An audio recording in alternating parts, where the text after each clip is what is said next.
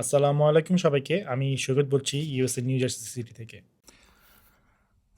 আমাদের ফ্লাইটটি ছিল মিউনিখ এয়ারপোর্ট থেকে ৮ ঘন্টার একটা ফ্লাইট নিউ ইয়র্কের জন এফ কেনেডি এয়ারপোর্ট পর্যন্ত।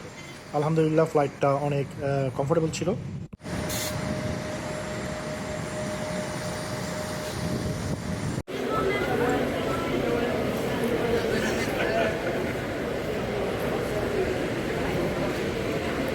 Next train arriving on track 2 is for all airline terminals and all connecting flights.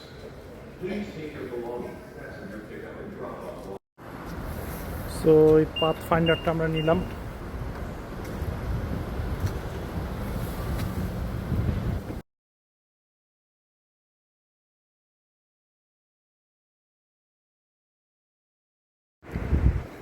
আমরা আসলাম কার রেন্ট করতে, তো কারটা দেখলেন তারা ক্লিন পর্যন্ত করে দেয়নি। কেউ মাত্র এটা সম্ভবত হচ্ছে ফেরত দিয়ে গেছে, সেই অবস্থায় আমাদেরকে দিয়ে দিতেছিল। আর কিলোমিটার দেখা আছে আমাদের তো ফুল ট্যাঙ্ক ওদের করে দেওয়ার কথা, সেটাও করে দেয় নাই, যেটা আসলে কোনোভাবে এটা মেনে নেওয়া যায় না। তো আমরা গাড়িটা ফেরত দিয়ে নতুন একটা গাড়ি নিব, এবং আপনারা আসলে এটা খুব কেয়ারফুলি আপনাদের দেখতে হবে যে আপনারা নিচ্ছেন ফুল কিলোমিটার আছে নাকি গাড়িতে। ওদের সাথে কথা বলার পর বোঝা গেল ওদের ক্লিন করতে অ্যাটলিস্ট 1 ঘন্টায় লেগে যাবে এবং আমাদের হ্যান্ড ওভার করতে, যেহেতু আমরা 3 ঘন্টা time already John F Kennedy এয়ারপোর্টে সিরিয়ালে দিয়ে আসছি, আমাদের হাতে আর সময় ছিল না। তো আমরা ডিসিশন নিলাম এই গাড়িটা নিয়ে আমরা যাব, কারণ গাড়ির ভিতরটা ক্লিন ছিল একদম সম্পূর্ণ, কিন্তু বাইরে ক্লিন করেনি। যারা হ্যান্ড ওভার করে গিয়েছে তাদেরকে এইভাবেই ওরা বুঝে নিছে এবং আমাদেরকে এইভাবেই দিয়ে দিচ্ছে। আমরা ইনশাল্লাহ এখন এই গাড়ি নিয়ে রওনা দিব। আর যেহেতু 17-18 দিন আমার ড্রাইভ করতে গাড়ি আরও নোংরা হবে, বাইরে দিয়ে ভিতর দিয়েও হবে, তো তাদের সাথে আমরা কথা বলে নিচ্ছি যে আমরা গাড়ি এইভাবে জমা দিব, আমরা কোনো ক্লিন করতে পারবো না। তো তারা এগ্রি করছে। বোঝা গেল তারা অনেক রাশের ভিতর ছিল। আর ইনশাল্লাহ আপনাদের সাথে এখন যেতে যেতে রাতের নিউ ইয়র্কটা আপনাদেরকে আমার ক্যামেরার একটু দৃশ্য, মানে একটা সাইডটা আপনাদেরকে আমরা তুলে দিব, new York to new jersey.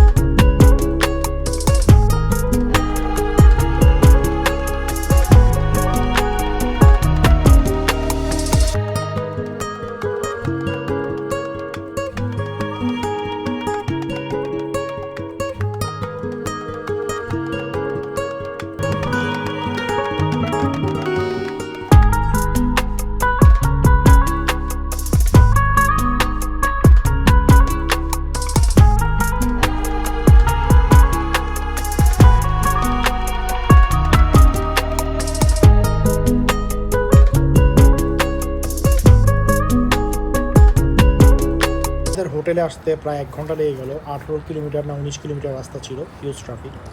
আমরা যতদিন ট্রাভেল করব আমরা ম্যারিওট হোটেলগুলোতে থাকবো ইউএসের। আর এদের সাথে আমাদের কর্পোরেট লিঙ্ক আছে, এর জন্যই আমাদের এদের এই হোটেলগুলোই বেছে নিতে হবে, এবং এগুলো খারাপ না, এগুলো মোটামুটি ভালো হোটেল। আমরা আজকে আসি নিউ জার্সি ফেয়ারফিল্ড হোটেলে।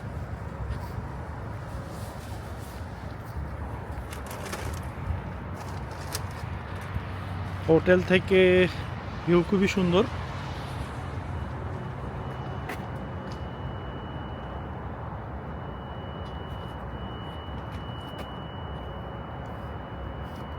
Amazing view.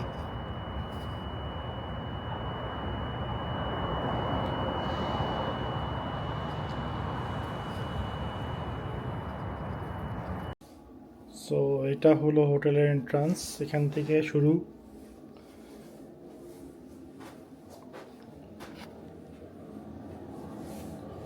রয়েছে টয়লেট, শাওয়ার স্পেস, খারাপ না।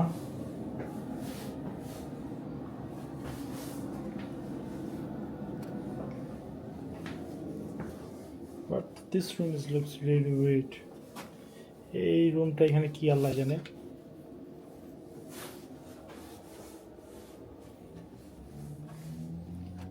এখানে রুমে এসি আছে।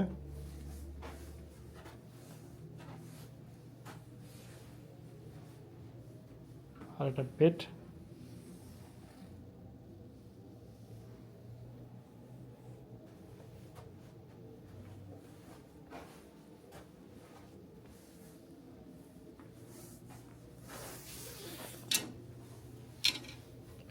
আর এটা বাইরের সিনারি।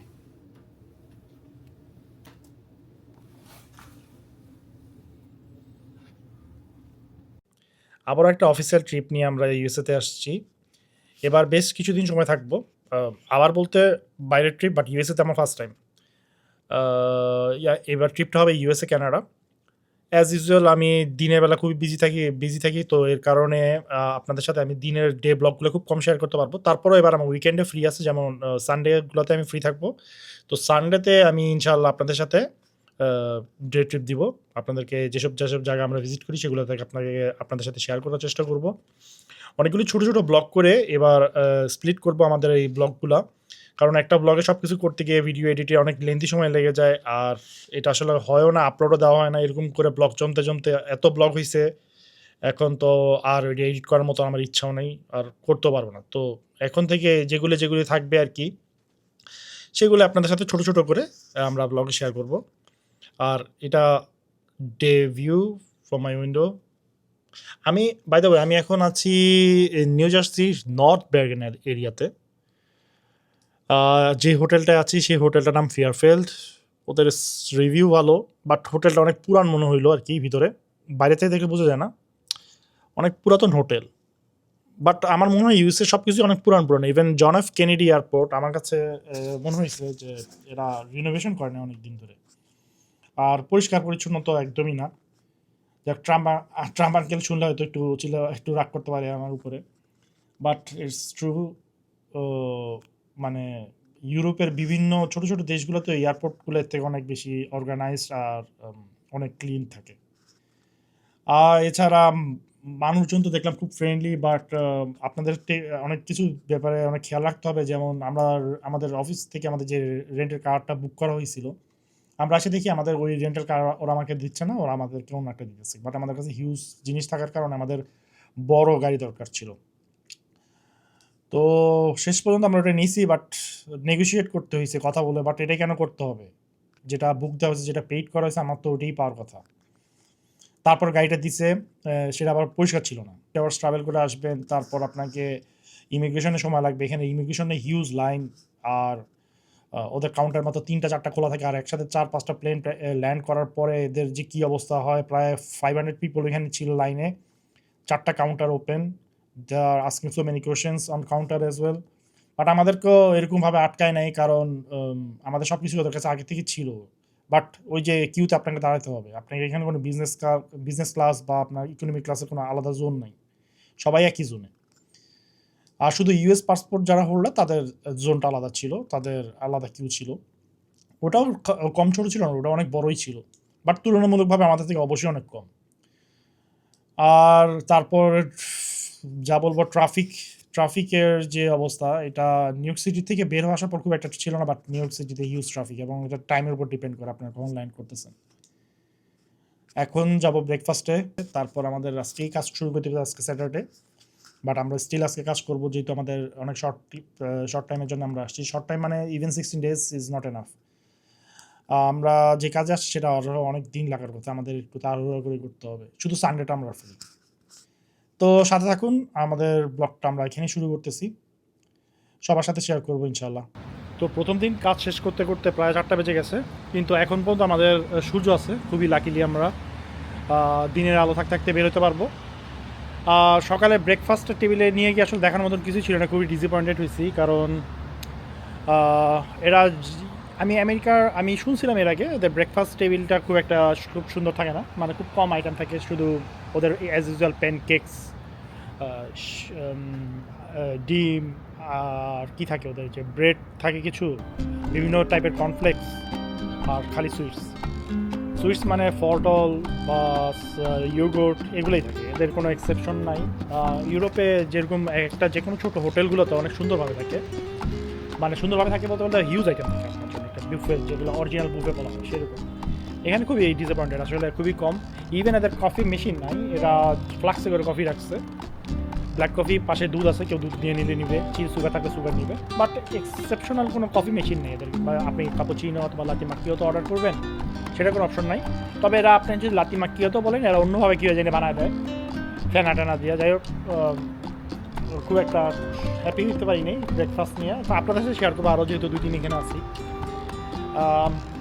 আরেকটা অবাককর কাণ্ড হলো, এদের কাছে কোনো কোল্ড ওয়াটার নাই, এরা ব্রেকফাস্টে কোনো কোল্ড ওয়াটার, আমি জানি না অন্যান্য হোটেলগুলোতে কেমন হবে, আপনাদের সাথে অবশ্যই শেয়ার করবো, বাট আমি যে হোটেলটাতে আছি এরা নাস্তার সাথে ঠান্ডা পানির কোনো ব্যবস্থা রাখে।